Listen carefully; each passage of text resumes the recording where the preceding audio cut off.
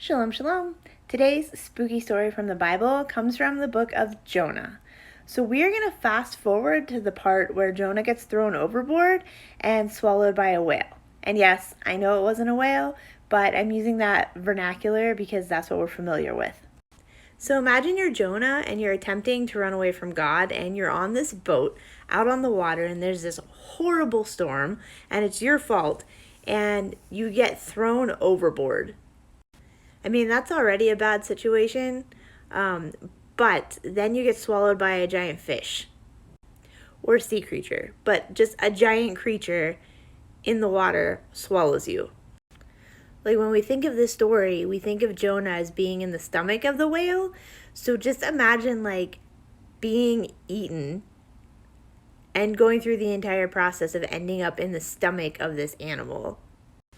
You'd be in pitch darkness. It would be cramped and tight.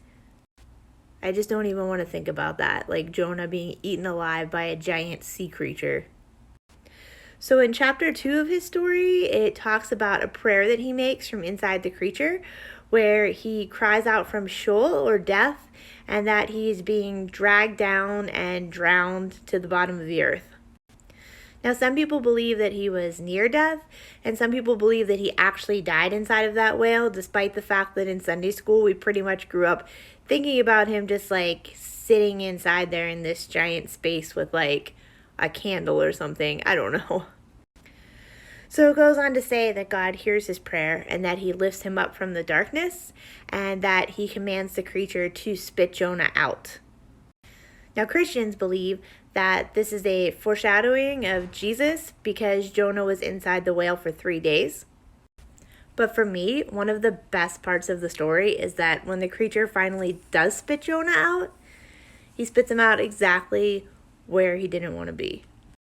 Imagine hating the idea of a mission that you're sent on so much that you get on a boat to go as far away as possible from this place because you think you can escape it. And then you get swallowed by a giant sea creature, and then you end up exactly where you didn't want to go. I really appreciate the story of Jonah, though, because he's one of the more emo characters from the Bible, because even after the Ninevites are saved, Jonah is basically like, I hate my whole life, and why don't you just kill me?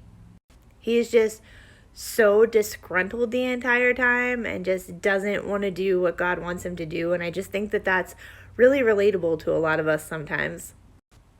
Anyway, I'll talk to you soon. Shalom.